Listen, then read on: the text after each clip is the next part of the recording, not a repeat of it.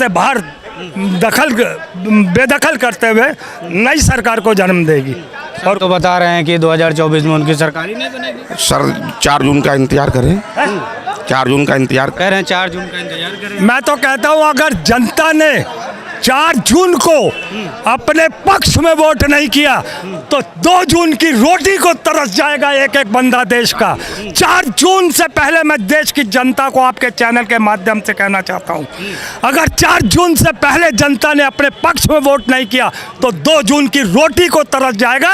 इनके नेता क्या कहते हैं, अब की बार 400 पार, तो सुन लीजिए इसका फंडा। 100 का पेट्रोल 400 पार, 100 का डीजल 400 पार, 100 का रिफाइंड 400 पार, 100 का कड़वा तेल 400 पार, 1000 का सिलेंडर 400 पार, 4000 पार। जब 2024 में नरेंद्र मोदी की सत्ता फिर से दखल करती है देश के अंदर तो हर चीज 4 गुनी हो जाएगी। मैंने उस 400 के फिगर को डिक्लेयर कर दिया, उसकी डिटेल बता दी है। तो क्या सर, ये जिस तरीके से सर ने पूरा 400 का कितना अंतर बताया, क्या बताया उन्होंने, जो बच्चों की शैक्षिक फीस है उसको भी 400 गुना पार। आप ये जान लीजिए, बेसिक नीड को ही 400 गुना पार। 4 रुपए किलो आलू 400 रुपए किलो बिकेगा, निश्चित तौर पर ये बेचेंगे। तो सर पूरे देश भर में कहाँ पे 400 रुपए किलो के पार कहाँ बिके? कहीं कोई हमको कोई ऐसा गांव कोई मिशन दिया है, बिकेगा बिकेगा। मोदी जी आए थे, मतलब ये आपको लगता है कि 2024 में सरकार आएगी? अगर 60 रुपए का पेट्रोल 98 हो सकता है तो 400 नहीं हो सकता क्या? मतलब ये आपको लगता है ना कि तीसरी बार फिर सरकार आएगी? इसलिए मुझे लगता है कि जब नरेंद्र मोदी जी पहली बार आए तो उन्होंने बड़े बड़े सपने दिखाए और बाद में जब उनसे पत्रकारों ने पूछा तो उनके प्रतिनिधि अमित शाह जी ने कह दिया मोदी जी ने तो जुमला कहा था। तो ऐसा ना हो कि आने के बाद फिर मोदी कहें जो तुमसे वादा किया था वो जुमला है। कैसे विश्वास करें आप बताइए? एक बार धोखा अगर कोई दे तो आप विश्वास कर लेंगे उसके ऊपर? क्या करेंगे आप बताइए ना। आप कितना आप देखिए, हम लोग तो धोखा आप करेंगे विश्वास? बिल्कुल, हम लोग 10 साल से लगातार पत्रकारिता करते हैं, जो ग्राउंड जीरो की रिपोर्टिंग होती है, लोगों को दिखाते हैं। मगर आपको जो व्यक्ति धोखा दे रहा है उसको पर आप विश्वास करते हैं? क्या आपको धोखा मिला? सरकार जो जुमला शब्द कहा मोदी जी ने कहलवाया अपने उससे जो है क्या बोलते हैं गृह मंत्री से कहलवाया कि ये सब जुमला था जो मोदी जी ने कहा, तो फिर उसे क्यों हम जुमला देखें? और दूसरी बात, भारतीय जनता पार्टी को हम वोट क्यों दें? जब रोज नेहरू जी आ करके रोकते हैं, काम करने नहीं देते, मोदी जी को 10 साल से करने नहीं दिया तो 5 साल और नहीं करने देंगे, तो हम नेहरू जी को क्यों नहीं चुन लें भाई? उन्हीं की पार्टी को क्यों ना चुन लें जो उनको काम नहीं करने दे रहा? कम से कम वो काम तो करेगा, वो गुंडा काम तो करेगा ना। मोदी जी ने कोई काम वाम किया है सर? सब काम किया है। क्या काम चाहते हैं, क्या काम नहीं किया बताएं? अब सर तो बता रहे हैं कि कोई काम ही नहीं किया है। हमने नहीं कहा भाई, अमित शाह ने कहा था जुमला है सारी चीजें, मैं थोड़ी कह रहा हूँ। ये तो कह रहे हैं कि 10 साल में कौन सा काम नहीं किया। बता रहे हैं, देखिए कोर सेक्टर 15 महीने में सबसे निचले स्तर में है। एफडीआई इन्वेस्टमेंट 16 साल में सबसे कम है। कृषि विकास दर 3% है 6 साल में सबसे कम। और उपभोग जो है वो 3% में आ गया है 5 साल में सबसे कम। लोगों के पास पैसा नहीं है। जो RBI ने बता रहे हैं कि 50 साल में कब सबसे कम सेविंग हुई। और बेरोजगारी 83% है युवाओं में। पेपर लीक हो जा रहा है, 8 साल में 80 पेपर लीक हो जा रहा है। 56 इंच का सीना है, वो पेपर ये करा नहीं पा रहे हैं। नौकरी है सीने की बात कर रहे हैं, युवा हैं, युवा की बात की है। तो क्या लगता है युवाओं के लिए 10 साल में क्या हुआ? 10 साल में तो हमको लग रहा है कि भाजपा सरकार में कुछ नहीं हुआ ना। आने वाले सरकार समय में अगर सरकार बन गई तो युवाओं अपने शादी के लिए तरस जाएंगे। हमारे शादी से चुनाव का क्या संबंध है? सच्चाई, नौकरी नहीं मिलेगी। अगर नौकरी नहीं मिलेगी तो कोई अपने आप रुक जाए। सरकारी व्यवस्थाओं पे विश्वास नहीं करते हैं। सरकारी दामाद चाहिए, नौकरी सरकारी चाहिए, लेकिन सरकारी तंत्र पे विश्वास नहीं है। कोरोना में सरकार ने दिखा दिया कि सरकार क्या होती है। कोरोना में सबके साथ सरकार खड़ी थी, सबका काम हुआ है, सबका अच्छी तरह काम। आपका भी अगर काम हो घर में, अगर नमक कम हो जाता है या दाल कम हो जाती है तो महीने की लिस्ट बनाते क्या कम हो गया। तो देश तो इतना बड़ा, सरकार इतना बड़ा मोदी जी चला रहे हैं। इनसे लॉकडाउन खुला तो सबसे पहले क्या खुला आपको पता है? दारू का ठेका खुला। हाँ, क्यों बिकी?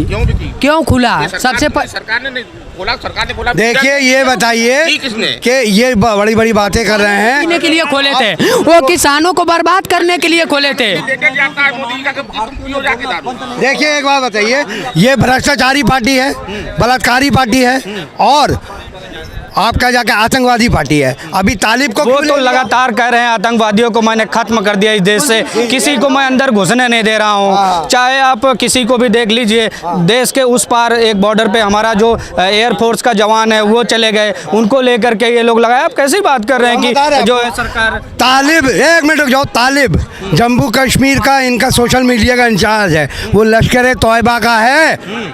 संजय सरोज जो फंडिंग कर रहा था लश्कर तोयबा का, उसको ले लिए, 2 आतंकवादी तो आप ही के सामने गिना दिया। इसके अलावा सुनिए, प्रफुल्ल पटेल जिसको क्लीन चिट मिल गया, वो इकबाल मर्ची जो दाऊद है, दाऊद के साथ का था, उसको क्लीन चिट दीजिए। तो तुम सब आतंकवादी को अपने पास कर लो। और जब पूछिए भैया यासीन मलिक कौन था, भैया का सवाल। यासीन मलिक कौन था? यासीन मलिक के बारे में भी सुनिए, यासीन मलिक को अभी हम फिलहाल की बात कर रहे हैं। अभी आपने लिया है 3 आतंकवादी को अपने पास, क्यों लिया आपने कश्मीर से 2 आतंकवादी को, ये बताइए। सवाल का जवाब तो वो पहले मिलने जवाब देना।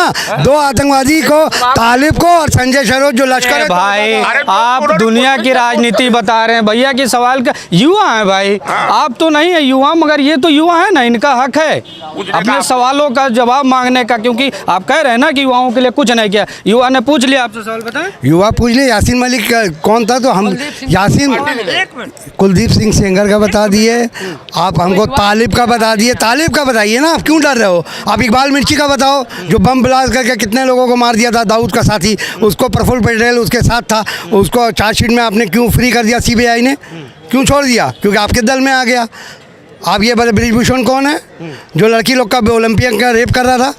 पूरा चार्जशीट जाके अध्यक्ष है ना, सुप्रीम कोर्ट का अध्यक्ष वो है नहीं थे, अब नहीं है, लेकिन उनके ऊपर कोई चार्जशीट तो दाखिल नहीं हुई। चार्जशीट है दाखिल, मुझे यही नहीं मालूम। दिल्ली ने चार्जशीट दाखिल दिल्ली ने की है तो जेल में दिल्ली ने होके। क्या, वो भी दिल्ली नहीं कर रही थी जब सुप्रीम कोर्ट ने चौथा संविधान लिया आप था। बताइए भैया अपना क्या चल रहा है युवाओं के बीच इस बार? भैया कुछ ऐसा कुछ खास नहीं भैया, पहले से पता है कौन जीत रहा है कौन नहीं जीत रहा है, उसमें चलने वाला कुछ है ही नहीं। आप युवा हैं तो आप तो बताइए मुझे, इन लोगों को, तमाम लोगों को जरा संदेश दीजिए कि क्या युवा किसकी तरफ रुख कर रहा है? बीजेपी। बीजेपी क्यों कर रही है? बिजनेस करना आसान है इस समय, इसलिए।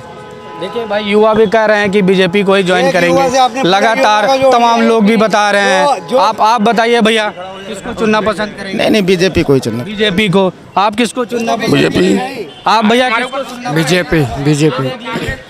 आपकी तरफ अब आप बताइए भैया। देखिए, मैंने अभी आपको शुरुआत में यही कहा है कि ये जनता बनाम भाजपा चुनाव है। आप सिर्फ इतने से लोगों के बीच में नहीं आकलन कर सकते हैं, मगर अगर आप जैसे देखते हैं, जैसे इंटरव्यू करते हैं पूरे शहर भर में, आप तब टोटल वीडियोस को आकलन करेंगे, तब आपको सही मायनों में आंकड़े की आपको पता चल जाएगा कि देश की जनता कितनी इस वक्त त्रस्त है, परेशान है, सड़कों के ऊपर है।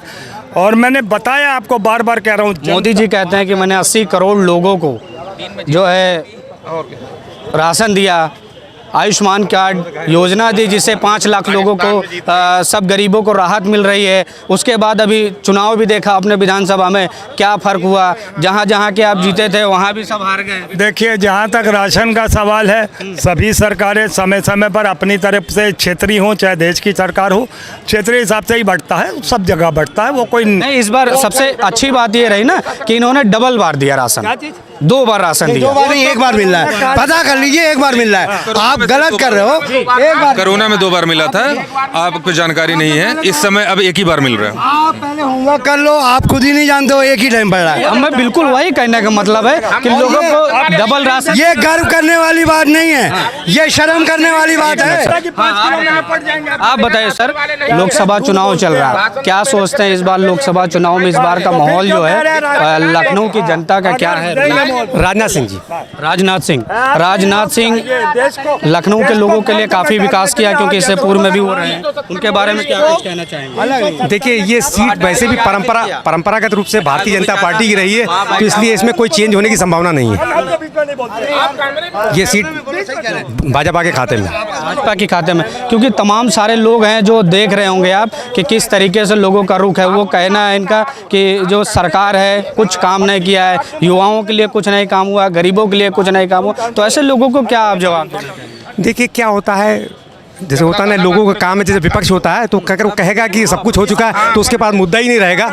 मेरा मानना है कि पानी, बिजली, सड़क ये मूलभूत समस्याएं